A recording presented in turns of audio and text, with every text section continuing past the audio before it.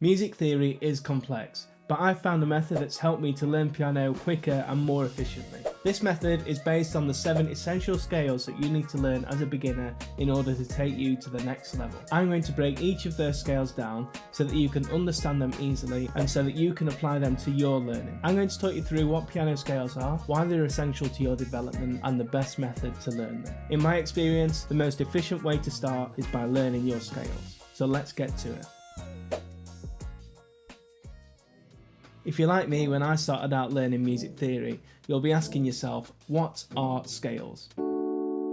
Learning scales can be quite easy as long as you keep the following in mind. Scales are groups of notes arranged in alphabetical order with a specific distance between each note. Scales are composed of 2 parts, a root note and a quality.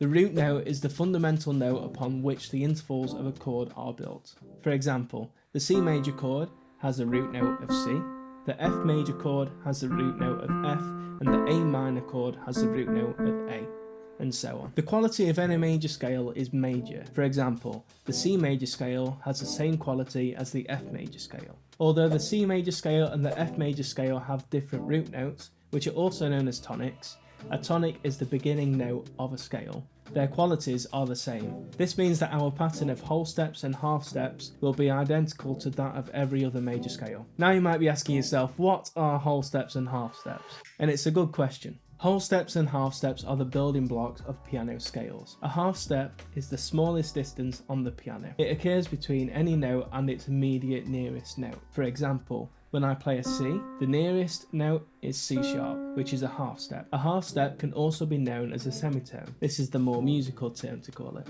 Semi meaning half. A whole step consists of 2 half steps, either up or down. For example, we have a C here, a half step from C is C sharp, then another half step is D. So there we played a whole step between C and D because it's made up of 2 half steps or 2 semitones, which equals to 1 tone. The big question is, why practice piano scales? Are they relevant to your learning at all? The short answer is yes, but I'm about to tell you why. Learning piano scales helps you to increase your knowledge of the piano, awareness of different key signatures, finger endurance, your muscle memory, your speed, and your confidence in learning different pieces of music. A helpful way to help you understand the different relationships between different keys on the piano and different scales on the piano is by using the circle of fifths.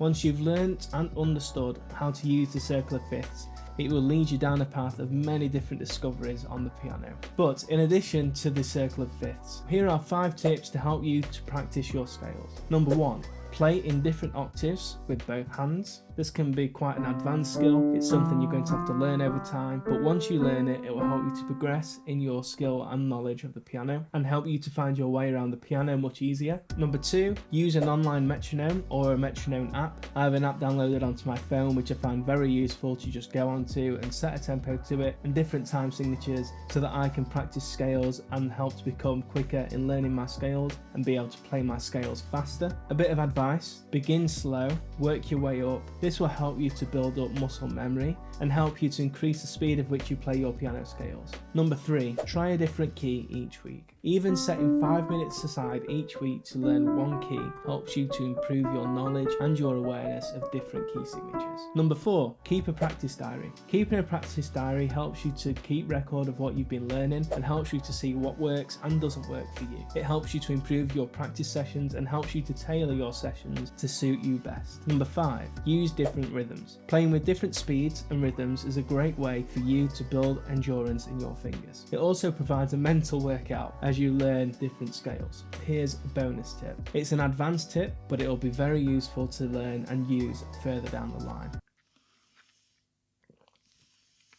Alright, here's the bonus tip. It's similar to tip number 1, but this bonus tip for practicing is by playing more than 2 scales at one time. So this means you can play up to 3 or even 4 scales. This can be done by playing with your pinkies and thumbs. So what I tend to do is use my thumb and pinky of my right hand to play 2 octaves at the same time. And then I use my thumb and pinky of my left hand to play 2 more octaves at the same time, which means I'm playing 4 octaves in total at the same time. Whew. Alright, now the part that you've all been waiting for. We're going to learn these 7 essential scales in an easy method that I've found helps me to improve my learning and understanding and awareness of different key signatures. And I think it's going to help you too. So let's get into it. The most common type of scales are the major scales and the minor scales. Let's take a closer look at each one. Remember what I said at the start? A scale is made up of 2 components, a root note and a quality. In this section, we're going to be focusing on the qualities of different scales. To build a scale, you use a pattern of semitones and tones. Remember, semitones and tones are half steps and whole steps. Half steps and whole steps are the building blocks of piano scales. There's even one scale that doesn't use semitones at all. I'm going to get to that at the end. So, scale 1, the major scale. You can build a major scale by using the following pattern. You start on the root note or the tonic. Remember, this is the beginning note of a scale. From the root note, you go up a whole step, then you go up another whole step, a half step, a whole step, a whole step, a whole step, and a half step. The C major scale is C, D, E, F, G, A, B, C. Another way of describing this sequence is by using semitones and tones. Remember, a semitone is a half step and a tone is a whole step. So using the semitones and tones format, here's how the major scale looks. So you start on the tonic, go up a tone, up a tone, up a semitone, a tone, a tone, a tone, a semitone. Although this is the technical way to describe the building blocks of a scale, I actually prefer the half step and whole step method when I'm learning scales. Alright, moving from major scales onto minor scales. There are 3 types of minor scales. There is the natural, the harmonic, and the melodic. Let's look at scale 2, the natural minor scale. It's made up of a root, a whole step, a half step, a whole step, whole step, half step, whole step, whole step. So if we were to use the A natural minor scale as an example, we start on the A, we go up a whole step to a B, a half step to a C, whole step to a D, whole step to an E, half step to an F, whole step to a G, and another whole step back to the A, which is back to our root, or the next octave. You may notice that the semitones on this scale are between notes 2 and 3 and notes 5 and 6. An interesting fact that I figured out when I was learning my scales: if you play any major scale and when you reach the 6th note and continue playing the major scale, you'll be playing a natural minor scale without even thinking about it. The first time I learnt this, it blew my mind. The C major scale is C, D, E, F, G, A, B, C. And the 6th note in that scale is the A. So let's shift about the order in which the letters are arranged. When we start playing from the A, we go to the B, then to the C, then to the D, to the E, F, G, and back to the A. This pattern is made up of the tonic, which is the A, then a whole step, then a half step, then a whole step, another whole step, a half step, a whole step, and a whole step.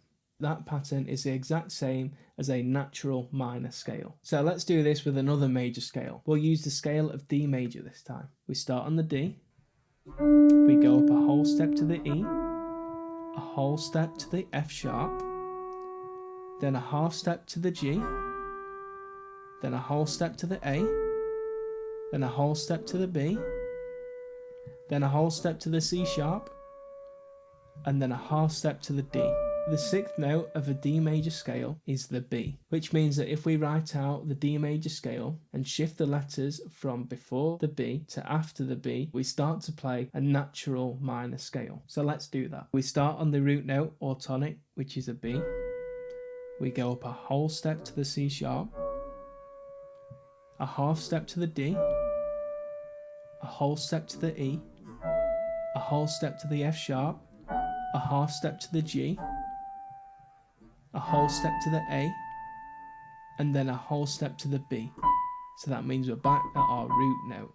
Just by playing the major scale of D and continuing it from the B, we've ended up playing the B minor natural scale. I think this is a really cool method because I know that if I play any major scale, and by continuing from that 6th note, I know that I'll be playing a natural minor scale. The technical term for this relationship between a major scale and its minor scale is called a relative minor. The relative minor of C is A, and the relative minor of D is B. You can find the relative minor by finding the 6th note of a major scale or moving your finger down 3 half steps from the root note of a major scale. Being a teacher is fun. Scale 3, we're moving on to the harmonic minor scale. The harmonic minor scale is known for its raised 7th note. The raised 7th note doesn't actually appear in the key signature. If you want me to do a video on key signatures to help you explain and understand what key signatures are, then let me know in the comments and I'll do one for you. The raised 7th note means that there is an interval of 3 semitones or 3 half steps between the 6th and 7th note. An interval is the term that we use to describe the measurement between a note and another note. Let's use the harmonic minor scale of C as an example. Start on the C, which is the root note or the tonic. We go up a whole step to D, a half step to E flat, a whole step to F, a whole step to G, a half step to the A flat, 3 half steps to the B, and then a half step to the C. And there we have our building blocks for the harmonic minor scale. Scale number 4, the melodic minor scale. To create a melodic minor scale, you flatten the 3rd note of the scale by half a step, and you raise both the 6th and 7th note by half a step going up. Now this is where it gets interesting. Coming down is a whole nother story. When you come back down the scale, you flatten both the 6th and 7th note by half a step. So this scale is very different going up from coming down. And if we wanted to play the C melodic minor scale, we would start on the C, we would go up a whole step to the D, a half step to the E flat, a whole step to F, whole step to G, whole step to A, whole step to B, and a half step back to C. This ending is a completely different story. So when we're descending on the C melodic minor scale, we start on the C, go down a whole step to the B flat, go down a whole step to the A flat, down a half step to the G, down a whole step to the F, down a whole step to the E flat, down a half step to the D, and down a whole step to the C. This is an advanced scale pattern, so don't worry about coming back to it at a later time. Okay, scale number 5, the major pentatonic scale. This scale only has 5 notes. The scale itself is shorter than the regular major or minor scale, and it has a major and minor variation. Here is the major pentatonic scale. Wait, hold up, what is a pentatonic scale? Well, a pentatonic is fairly easy to break down. Pen means 5 and tonic means note, so it just means 5 notes, because there are only 5 notes in this scale. The major pentatonic scale is structured like this. You've got the root note, a whole step, 3 half steps, a whole step, and another 3 half steps. So if we were to play the C major pentatonic scale, you start on the C, which is the root note or the tonic, go up a whole step to D, whole step to E, 3 half steps to G, a whole step to A, and 3 half steps to C. Scale number 6, we're going to go to the minor pentatonic scale. So if we were to play the C minor pentatonic scale, you start on the C, go up 3 half steps to the E flat or the D sharp, go up a whole step to the F, a whole step to the G, 3 half steps to the B flat or A sharp, and a whole step to the C. Scale number 7, the whole tone scale. The construction of the scale is probably the most simple you'll come across. All it's made up of is whole tones, and the building blocks of the scale looks like this. You got a root note, whole step, whole step, whole step, whole step, whole step, whole step.